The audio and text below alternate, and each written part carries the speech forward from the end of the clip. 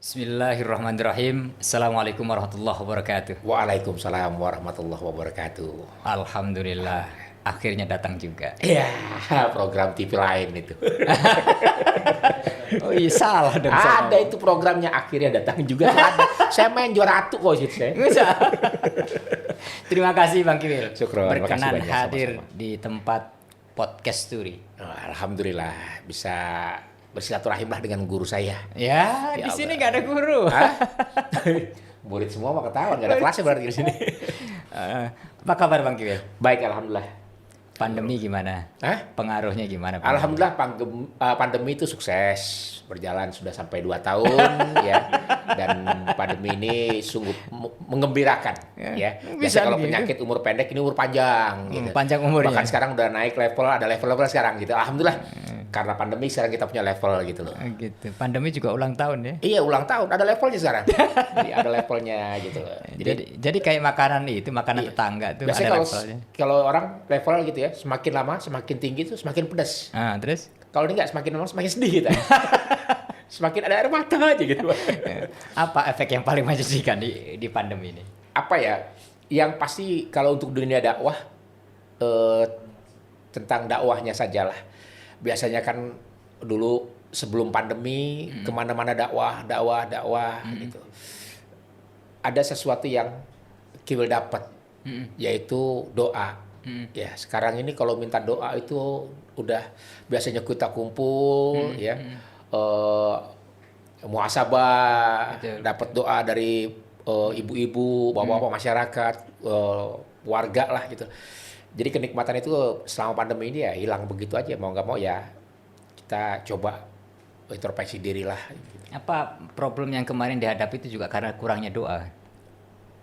Sebenarnya doa sudah mungkin dikembalikan kepada apa namanya keimanan ya, keyakinan kita kepada Allah bahwa sebenarnya karena ini sering kali dilontarkan sama guru-guru saya, kiai-kiai, ya, para ulama mengatakan tidaklah mungkin Allah turunkan penyakit tanpa ada obat, gitu loh.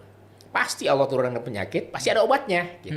Nah ini yang kadang-kadang membuat saya tuh yakin bahwa ya saya yakin itu pasti ada obatnya. Ngomong-ngomong, dulu kan komedi habis lah gitu. Dulu saya model, jadi dulu Model apaan? nggak pernah ngeliat Flora Fauna sih, biasanya kalau saya ada sih. Di majalah Flora saya sejenis cambah gitu.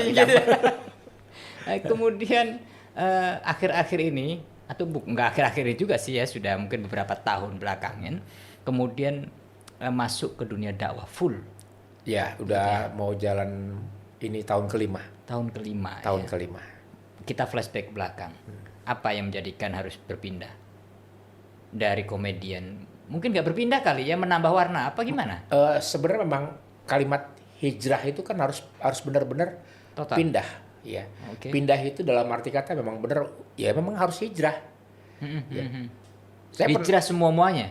itu enggak, jadi gini. Enggak. Kiai Uyat Al-Bantani, guru tauhid saya juga barengan sama Kiai juga. Kayaknya kenal tuh Ya, orang. kenal banget sama pokoknya udah Kiai saya banyak deh pokoknya deh. Beliau menyampaikan, "Will, boleh," gitu loh. Hijrah itu dalam arti kata bahwa diri kita ini memang harus hijrah, bukan profesinya. Jadi sekalipun kau ikut terjun ke dunia dakwah, ya, tapi jangan kau tinggalkan pekerjaanmu, gitu loh. Jadi hijrahnya ya kamu tetap di dunia entertain, tapi harus dakwah. Oke. Jadi nggak murni harus entertain, ngelawak, cari duit, ngelawak, cari duit, ngelawak, tersiksa. Kan terbukti kan sebelum itu kan saya bagaimana tersiksanya sama ubudun ya yang sangat-sangat membuat saya bahwa nggak pantas saya sebagai orang yang punya kemampuan kaya gitu loh. Ya, tapi nggak hidupnya juga amburadul, berantakan, ya, sampai semuanya ya. Iya. Sampai sekarang pun masih gitu. Saya bilang saya udah nggak inilah nikmatnya dakwah. Ternyata semakin ditekan hidup kita di dunia ini, semakin Allah berikan kita kesabaran. Yang dilatih kesabaran dulu. Ih, sabar terus nih. Di beberapa Kiwil tuh orangnya nggak pernah sepi dari berita deh. Iya, Mau hebat. pandemi nggak pandemi berita rame aja. Ada aja ya. Ada aja. Itu resikonya orang ganteng harus susah. Iya, gitu loh. iya. Siapa yang bilang ganteng? Saya sendiri. Yang lain kan nggak mungkin lah kan. Jadi saya berpikir kayak gitu. Sekarang ini dalam proses pandemi kemudian, tapi tetap yang namanya berita kiwil itu pasti mencuat.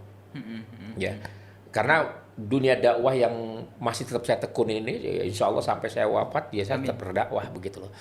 Nah ini yang memang terus, ya. Artinya Bang Kiwil gini, dunia yang dikejar-kejar gitu kan dulu ya sebelum kita betul-betul hijrah, Iya. ya kan, dikejar dan dikejar. Ternyata ya begitu-begitu aja. Enggak, ya kalau sudah tahu inti dan makna dari sebuah kehidupan, Will, percuma loh, ya. Sehebat-hebat lo nggak Gitu-gitu bakalan aja. sehebat orang kayak yang udah Yang lain ngetop gitu. nggak lain, ya. Oke. Contohnya ada beberapa banyak saya belajar dari para senior saya, almarhum senior para komedian, just nama, ya. Orang kalau pelawak siapapun, mau pejabat, mau pahlawan ataupun apa ini. Setelah dia wafat selesai urusan. Iya. Nah, gitu ya. Kenapa Kiwil ke dakwah? Bukan berarti pengen dikenang, tidak. Oke. Tapi ingin mendapatkan sesuatu yang terbaik. Apa itu? Doa orang-orang kepada Kiwil tentang kebaikan. Bukan hanya dikenang tapi didoain. Doain. Karena nggak ada sejarahnya yang namanya kiai, ulama yang setelah wafat itu nggak bakalan doain. Doain. Oke. Ya. Apa? Ulama mana aja. Enggak. Apa pentingnya doa setelah kematian? Maaf. Ada satu ayat yang disampaikan sama kiai itu bahwa seandainya saja ya Allah, seandainya saja kau berikan aku hidup bangkit lagi 1 hari, 1 menit aja, 1 hari saja, maka aku akan bersedekah. Oke. Ya. Bayangin aja orang yang mati aja pengen hidup lagi cuma pengen sedekah. Kita yang masih hidup bagaimana? Nah itu yang mati aja berharap. Bahkan disampaikan juga dalam kisah juga saya pernah diceritakan itu setiap malam Jumat, ya, setiap malam itu para ahli kubur ini datang berkumpul berebut doa.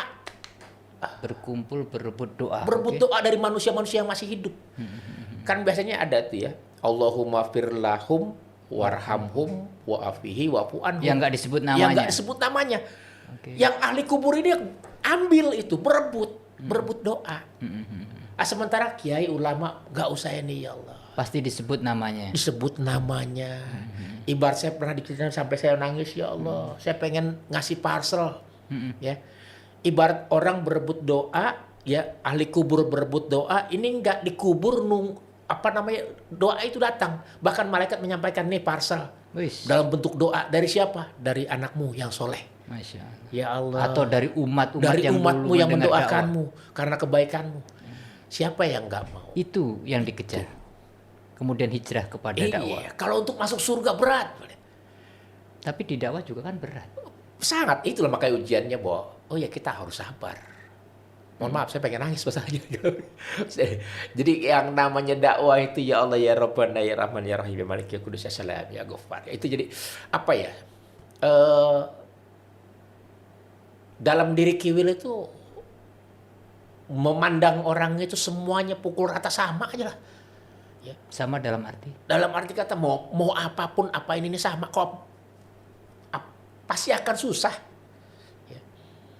Sehebat-hebatnya orang misalnya, kau punya apapun, kau punya harta, mau kaya, mau miskin, mau berpangkat, mau ini, mau apa juga akan susah.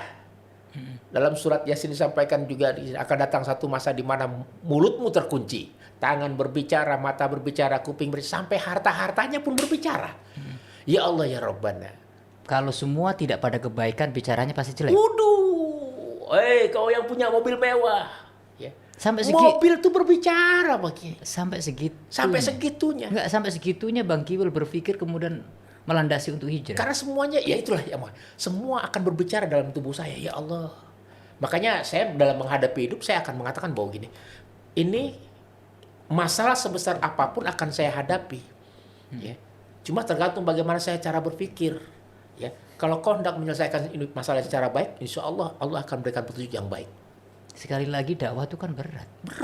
Berat. Karena yang diuji dakwah itu bukan dari orang lain kepada kita, tapi di dalam keluarga kita sendiri, diri kita sendiri. Keluarga, terutama khusus buat diri sendiri. Itu loh, diri sendiri. Jangankan untuk orang lain, untuk anak, untuk istri, untuk keluarga, untuk diri sendiri kadang-kadang masih menangis. Makanya bilang, ya Allah, ya biha, ya Allah biha, ya Allah biha, husnul khotimah. Itu aja. Istiqomahkan saya, istiqomahkan saya, istiqomahkan saya. Akhirnya senjatanya adalah doa. Doa saja udah. Orang mau begini silakan. Selama saya tidak melakukan sesuatu yang dilarang sama Allah, ya silakan. Gitu. Saya akan mengatakan bahwa itu ya, itu kebenaran yang saya ucapkan. Adapun orang yang berkata tidak benar, itu silakan saya kembalikan kepada Allah. Saya maafkan. Sebelum beliau minta maaf, saya sudah maafkan. Ya Allah, ya Rabbana, apapun yang kau berikan kepadaku, aku sudah persatakan padamu. Kesalahan orang, ya Allah, maafkan mereka. Kesalahanku, ya Allah, maafkan hambamu ini, ya Rabb. Itu aja. Kang Bang Kiwil kan artis lama, komedian lama, pelawak lama. 17 tahun ini. Di TV, wah, terus tampak public figure. Semudah itu memaafkan orang. Harus. Biasanya kan egonya tinggi. Profesor dari Amerika yang pernah meneliti bahwa orang yang paling cerdas adalah pelawak. Oke. Manusia yang paling cerdas adalah pelawak. Orang yang paling cerdas adalah pelawak. Karena kenapa? Dengan melawak dia bisa menjadi apa saja. Atau karena kecerdasannya kemudian ego tadi? Itu. Coba berdebat dengan pelawak tentang apa saja, pasti pelawak pasti menang. Nyambung dan menang. Nyambung dan menang, walaupun ngomongnya ngaco tetap dia menang. Iya. Karena orang kadang-kadang berpikir, kok cerdas ya? Karena tadi tidak bisa menyatukan sesuatu yang serius dengan yang bercanda. Pelawak bisa. Ada orang serius saja. Ada orang bercanda aja. Tapi pelawak bisa menyatukan antara keseriusan dan bercanda, itu masih jadi. Dan itu keren kalau dibawa ke dunia dakwah. Oh itu. Makanya sekarang banyak para pendakwah itu dari pelawak semua. Cuma kadang-kadang membuat saya miris gitu loh. Dikembalikan lagi bahwa Kiwil berdakwah bukan minta gelar sebagai ustadz. Karena banyak komplain kan. Ustadz apa? Ustadz cabul, kawin. Ya Allah ya. Ya emang benar kan? Bukan apa ya. Cabulnya sih enggak, kawinnya iya kan? Kalau kawin mah iyalah gitu loh. Jadi lebih dari 2. itu ya, kehebatan orang ganteng, mohon maaf lahir dan batin. Gitu ya. Nah ini ya, yang kadang-kadang juga Kiwil berpikir bahwa ya Allah, ya sebegini kan dakwah gitu loh. Nah makanya Kiwil itu lebih mau mencoba untuk dakwah itu bukan buat orang lain, ya. Apa yang Kiwil sampaikan di dalam sebuah tabligh, kemudian pengajian, majelis taklim, apapun yang Kiwil sampaikan, lisan Kiwil ini tidak lepas dari ilmu dari guru-guru saya. Ya. Dari Kiai sendiri, Kiai menyampaikan satu ayat, saya sampaikan kepada jemaah. Kiai Uyat sampaikan satu ayat, saya sampaikan. Saya ingat pesan sama Kiai Uyat yang nggak pernah putus sampai sekarang. Bismillahirrahmanirrahim. Wa iza sa'alaka ibadi anni fa inni qarib. Ya Muhammad, seandainya umatmu bertanya di mana aku, sampaikan aku sangat dekat. Sampai sekarang, ya. Sampai sekarang saya mengatakan bahwa ya Allah, ya, kau sangat dekat. Aku yang menjauh ya Allah. Aku ragukan bahwa aku dekat, tapi aku yang menjauh ya Allah. Itu yang sampai sekarang masih buat Kiwil tuh melihat manusia, melihat orang begini seberapa dekat dia dengan Allah, ya ketika saya melihat bagaimana saya dekat dengan Allah gitu. Bagaimana menghadapi mungkin tanda kutip bulian mereka gitu kan? Ya kawin lagi lah, bla macem-macemnya. Bagaimana mengontrol emosi? Nggak mungkin lah nggak emosi. Emosi. Gimana cara ngontrolnya? Emosi. Saya bilang, ya Allah, ya Rabbana, mereka nggak tahu ya Allah. Okay. Hidup ini hidup saya ya Allah. Ya, hanya Engkau dan aku yang tahu ya Allah. Ampuni mereka. Itu yang selalu saya bilang. Malah begitu. Saya ampuni mereka. Mereka nggak paham tentang rumah tangga saya ya Allah. Ya, makanya kalau Kiwil bikin status tuh, statusnya cuma minta ampun. Ya Allah, maafkan hambamu yang hilaf, salah dan dosa. Itu aja. Karena Kiwil tahu. Semakin banyak Kiwil dihujat itu semakin banyak dosa Kiwil juga. Teguran bahwa orang, wah Wil, lu juga manusia biasa, Wil, lu punya dosa. Lu kan salah juga sama mantan bini-bini lu. Lu sia-siain gini-gini. Yes, itu kan introspeksi buat saya. Oh iya, saya harus banyak belajar lagi gitu loh. Makanya saya bilang, ampuni saya ya Allah. Maafkan saya atas dosa-dosa yang lalu saya lakukan. Tapi itu menjadi pelajaran paling berharga kali ya dalam karir dakwah yang sekarang ini terus ditekuni. Betul ya. Jadi semakin banyak saya ditegur orang, semakin menyatakan bahwa oh iya, saya harus banyak introspeksi. Tapi ketika Bang Kiwil berdiri di depan para jamaah mungkin ratusan ribuan menyampaikan tausiah, apa yang dirasa? Aduh, kayaknya mereka akan mencibir saya nih. Atau ya sudah dakwah aja. Itu yang kadang-kadang inilah welcome to Indonesia. Jadi kadang-kadang saya tahu porsi saya lagi rame tentang rumah tangga saya gitu loh. Tapi ketika diundang undangan tablik ya, majelis taklim, mereka ya open saja. Bahkan dengan senyum seakan-akan gak masalah kok gitu loh. Namun inilah nikmatnya kita ketika berdakwah, mereka nggak ngejudge gitu loh ya. Mereka menganggap bahwa memang dikembalikan lagi pada ilmu agama. Ya. Bang Kiwil, kalau tidak salah tahun 2010-an lah ya, 2010-an Bang Kiwil pernah ke Tanah Suci kan ya? Ini sudah yang keempat insya Allah. Ya. Itu apa di sana juga nggak minta ya Allah rumah tangga kami sakinahkan, mawadahkan, romahkan? Bahkan saya sempat berapa kali sampai 5 kali juga mondar-mandir kan. Di sholat juga sempat di Hijri Ismail juga ya. Kemudian waktu di antara Safa dan Marwah ya. Di akhir sa'i juga minta itu. Bahkan saya kan pernah umroh dengan kedua istri saya langsung. Saya ajak bareng gitu. Mintanya itu. Bahkan ada kejadian Allah pertemukan itu gitu loh. Jadi memang sebenarnya rumah tangga saya biasa-biasa saja. Normal-normal saja. Namun itu tadi ubudunnya yang terlalu berlebihan, menganggap bahwa hidupnya harus sempurna, hidup ini harus sempurna, ini. Bahwa kesempurnaan itu hanya milik Allah. Makanya kalau manusia mencari kesempurnaan, carilah ketika dia sholat. Maka dia akan menemukan kesempurnaan hanya milik Allah. Itulah jadi. Nah disitulah saya berpikir bahwa kenapa ke rumah tangga saya seperti ini? Walaupun doa saya, ya Allah ya Rabbana, ya jadikan keluarga saya sakinah mawaddah warahmah, Rabbana hablana min azwajina wa zurriyyatina qurrata a'yunina waj'alna lil muttaqina imama. Itu terus doain. Anak saya, keturunan-keturunan saya, istri-istri saya, semua keluarga saya lindungi ya Allah. Tapi realitanya nggak demikian. Nah, inilah yang namanya. Ada hikmah apa di balik itu? Jadi saya harus banyak belajar ya. Saya ini manusia biasa yang punya salah dan lupa. Bagaimana caranya? Ya itu tadi, tutuplah aib suamimu dan tutuplah aib istrimu. Sesungguhnya kalau bilang kau saling insya Allah sakinah mawaddah warahmah. Nah sekarang ini kan media sosial ya Allah ya Rabbana, hari ini berantem pagi berantem malam tayang pagi. Tapi kan Bang Kiwil berumah tangga itu kan sebelum dekat dengan dunia dakwah. Tapi justru ketika masuk di dunia dakwah, justru problematika luar biasa timbul. Sangat luar biasa. Apa yang bisa diceritakan? Kenapa ketika pas masuk dunia dakwah justru semakin berat ini sepertinya gitu? Dakwah saya lebih banyak sekarang ke istri. Ya. Ke istri saya. Saya bilang sama istri saya, ya Allah, mau nangis lagi saya ini. Maaf. Ya Allah ya Rabbana, aku nggak mau istri yang cantik ya Allah. Aku pun nggak mau istri yang soleh, nggak mau ya Allah. Ya. Tapi berikan aku istri yang taat saja kepadaku ya Allah. Insya Allah aku akan beri yang terbaik. Yang sekarang taat? Masih proses belajar. Karena kenapa? Saya pernah juga ada seorang ustadz di salah satu stasiun TV, seorang jemaah bertanya, ya Pak Ustadz, saya mau nanya nih, bagaimana saya menjadi seorang kepala rumah tangga, menjadi seorang bapak, seorang ayah, ya. Sementara istri saya solehah. Nah, itu. Saya mau nanya, apa yang dilakukan oleh seorang lelaki bila tahu istrinya solehah? Akan merawat. Akan melindungi. Tidak ada istri yang solehah sebelum dia taat sama suaminya.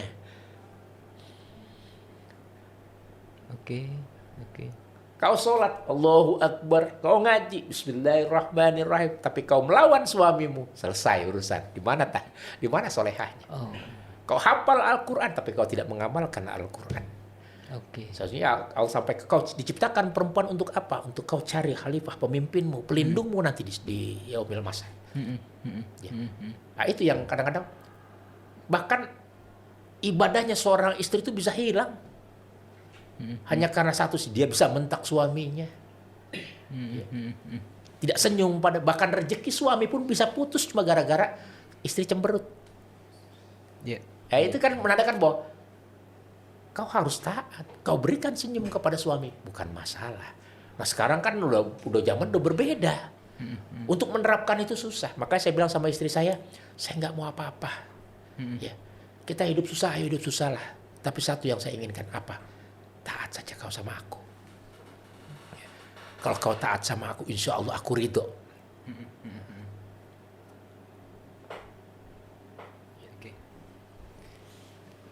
Sejauh itu ya, Bang Kiwil melalui kehidupan religinya. Ini pun berkat Kiai juga ya, Kiai yang mengajarkan itu di majelis kopi. Saya masih di majelis kopi itu saya masih ingat banyak teman-teman saya juga yang sudah hijrah sama Kiai gitu loh ya. Termasuk saya sendiri mengakui bahwa ya memang siapa yang orang taunya Ustadz Edi, saya lebih kenal oh iya itu guru saya di majelis kopi. Ini yang membuat saya bahwa oh iya saya harus lebih banyak itu istiqomah. Setelah melalui himpitan permasalahan. Wah, itu yang luar biasa. Satu persatu dihadapi, dijalanin. Apa yang dirasakan hari-hari belakangan ini? Saya sekarang di rumah ini, tangga. Jadi kayak apa ya? Allah memberikan saya kekuatan untuk bisa menghadapi sebuah permasalahan dengan berpikir baik.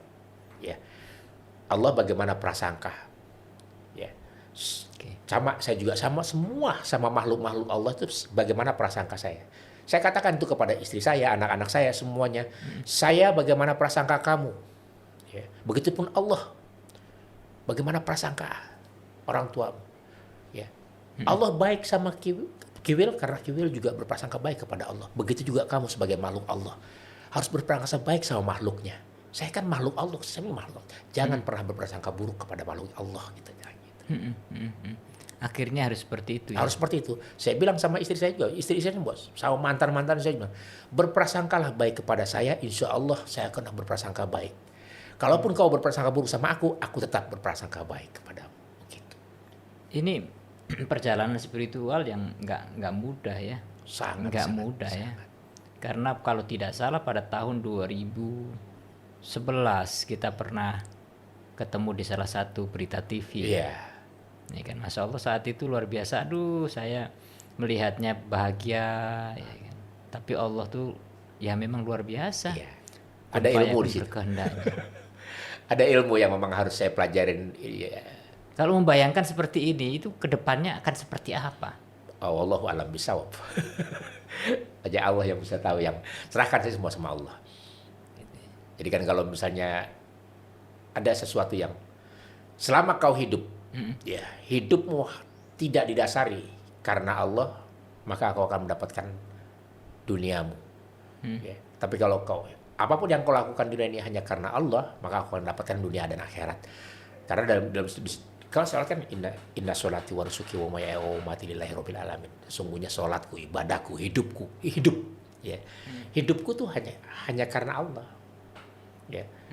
Jadi nggak pernah berpikir bahwa karena yang lain, karena ketakutan, karena ini nggak. Gitu.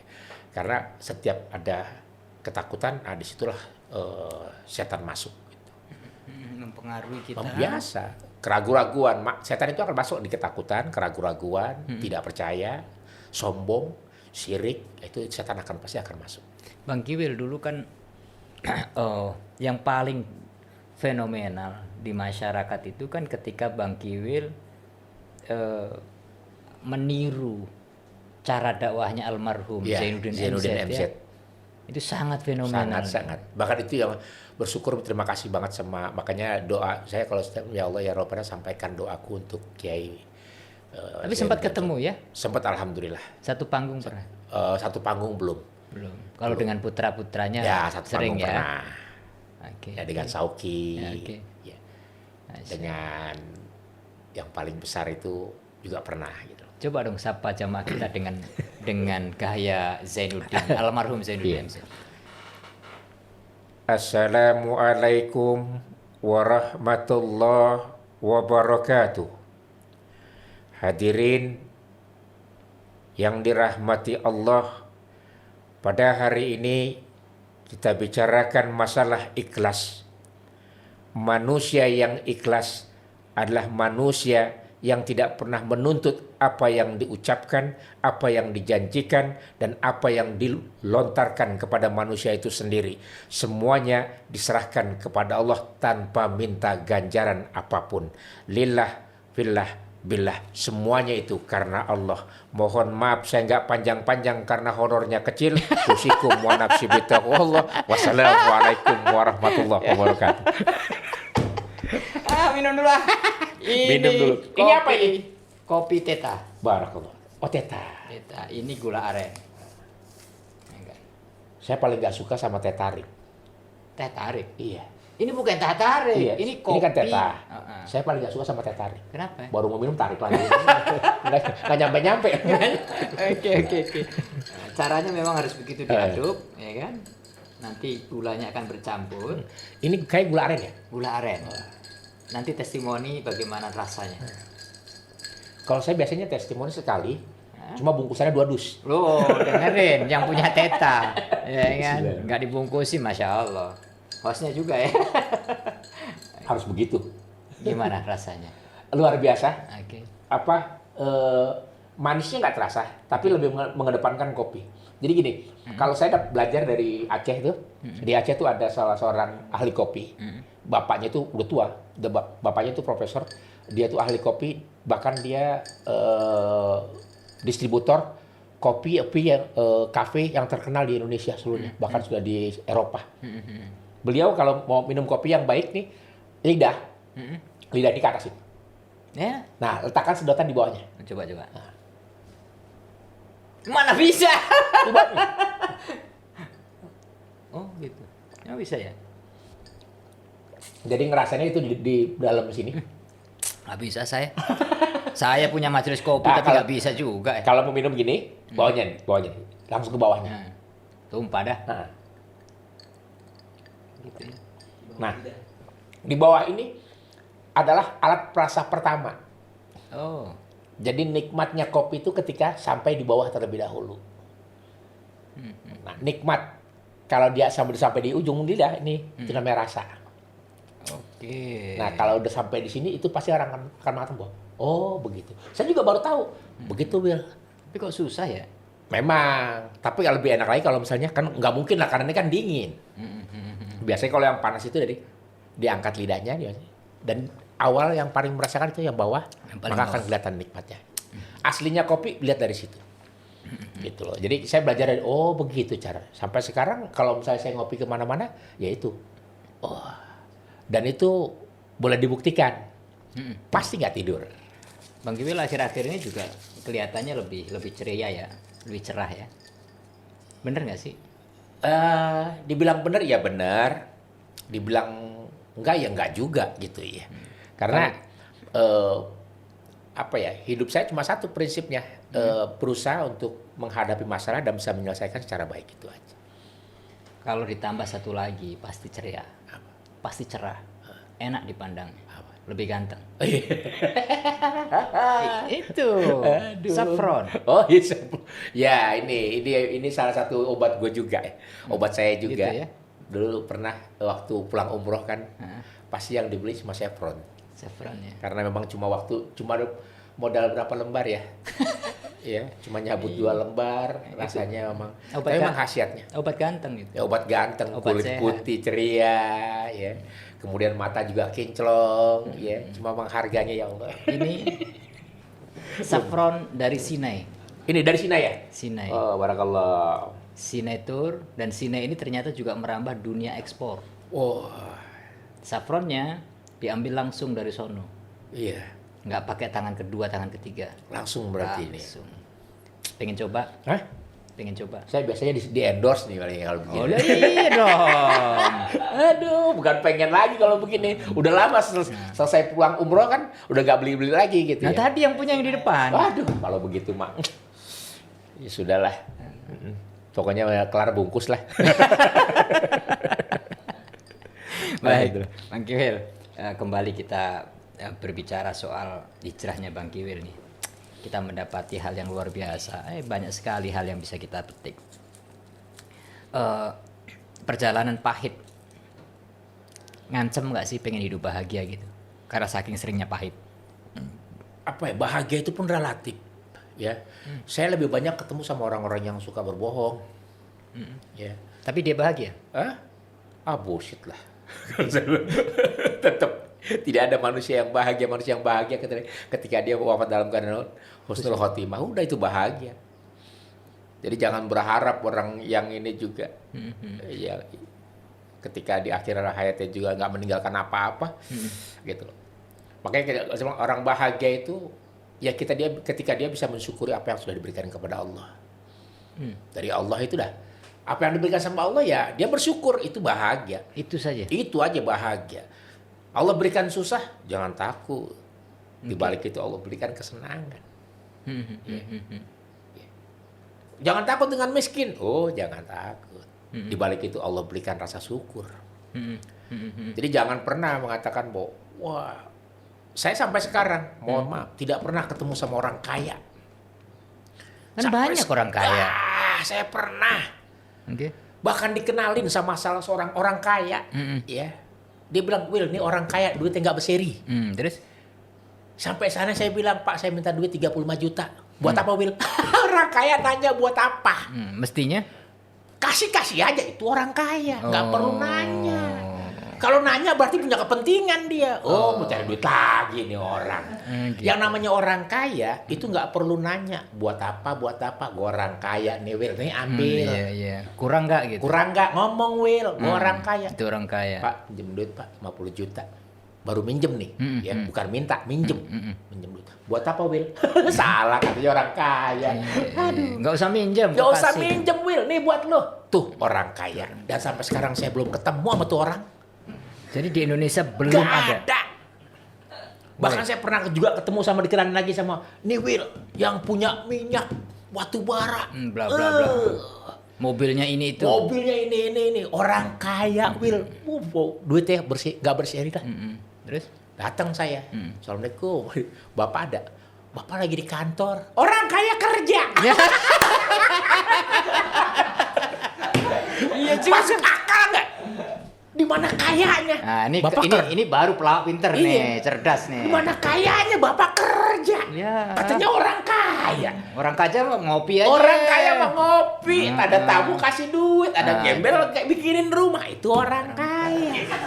Iya juga sih. Saya belajar dari sahabat baginda Rasul, Utsman bin Affan. Ya. Beliau itu ternyata orang yang sederhana, tapi kekayaannya tidak pernah habis. Dan itu orang kaya hidupnya sederhana, duitnya, hartanya memang untuk umat. Umatnya baginda Nabi Muhammad SAW. Ya, itu orang kaya. Orang Indonesia nggak ada yang kaya, bahkan lebih banyak miskinnya. Iya. Duit cepet aja diperhitungin. Iya. Orang miskin duit cepet habis hari itu. Walaupun ntar kurang lagi kan, tapi habis. Tapi liatin orang lain. Udah ketahuan duitnya banyak, masih nyari duit. Ya, coba itu. Gitu bilang kaya. Itu lagi. Bilang kaya. Makanya saya bilang gak ada orang kaya. Tapi ketika orang yang paling kaya ketika dia mensyukuri apa yang sudah diberikan sama Allah. Yes. Itu orang paling kaya. Benar juga sih. Jadi di Jakarta juga gak ada orang kaya. Gak ada orang kaya. Coba cari orang kaya. Yes. Datang kiai. Ke orang kaya minta duit langsung, jago kalau dikasih. Gitu. Pasti tanya buat apaan? Orang kaya nanya buat apa? Pemirsa yang nonton ini, yang merasa kaya, nggak kaya, sebelum ngasih duit gitu. Itu, gitu ya. Kalau misalnya ada orang itu, saya bawa satu RT ntar. Iya. Tuh orang kaya. Saya omongin satu RT, tuh orang kaya. Kiwil belum masuk, udah dikasih duit. Tuh orang kaya. Orang kaya. Saya kasih tahu satu RT saya kasih. Itu nanti satu RT datang tuh orang kaya pindah. Karena memang kejadian. Wallahi. Kejadian. Di sosmed dia pandai-pandai sekali memberikan sedekah kepada orang lain. Ketika rumahnya disamperin, pindah tuh orang. Dia bilang, emang rumah gua panti asuhan? Lu bukan orang kaya berarti. Gitu aja. Bukannya Kiwil, lu aja ngirim. Enggak, lucu aja dia. Dunia ini sandiwara gitu loh. Apa yang lu lakukan ya sandiwara. It's bullshit lah gitu loh. Bahkan sekarang orang cari misalnya, aduh, mau sedekah, hebatnya, bener Wil, gue mah kalau sedekah kan kata kiai, ya, tangan kanan memberi, tangan kiri nggak boleh tahu. Nggak boleh tahu. Benar. Iya, tapi teman pada pegang kamera, saksi tidak pegang kamera gitu. Nah, itu yang kalau menurut Kiwil apa ya, sesuai itu ya, apa yang kita lakukan pasti Allah kasih ilmu, ya. Jadi Allah kasih kita untuk berpikir. Apa yang banyak sekali yang Gil pelajari bahwa apapun yang kamu lakukan itu tetap akan dipertanggungjawabkan. Untuk siapa kamu melakukan, karena apa kamu melakukan, ya, oleh apa kamu melakukan. Dan itu akan dipertanggungjawabkan. Enggak, saya masih nggak habis pikir kalau Bang Kiwil itu ternyata hijrahnya sudah sejauh ini gitu. Bahkan sempat saya nggak sempat muter balik, saya udah saking kejauhan. Aduh. Iya, luar biasa. Jadi salah kalau mereka memandang bahwa Bang Kiwil itu bukan ustadz, itu salah. Saya bukan ustadz. Ustadz? Bukan ustadz. Ya. Masih nganggap saya kiai nggak? Iya masih lah. Oh, saya yang bilang ustadz. Iya kiai. Iya. Baik Bang Kiwil, Masya Allah kita dialog luar biasa panjang, banyak sekali inspirasi yang didapatkan. Ada hal yang mau disampaikan di akhir dari pertemuan dialog kita ini kepada pemirsa masyarakat semua? Yang pasti Kiwil selalu mendoakan mudah-mudahan Kiai panjang umur, sehat. Amin. Ya Allah ya Rabbana, berkahkan dunia dan akhirat untuk Kiai saya. Setelah itu ya. Kemudian khusus untuk masyarakat Indonesia, insya Allah mudahkan semua segala kesulitan-kesulitan kita. Amin. Allah limpahkan kita kebahagiaan dunia dan akhirat. Insya Allah Allah rahmati Indonesia. Amin. Baik Bang Kiwil, kita juga mendoa perjalanan kehidupan dan perjalanan dakwah Bang Kiwil selalu istiqomah. Amin. Dan Allah berikan kebahagiaan sejati. Amin. Dan bahagia yang sesungguhnya. Amin ya Baik, Assalamualaikum warahmatullahi wabarakatuh. Waalaikumsalam warahmatullahi wabarakatuh.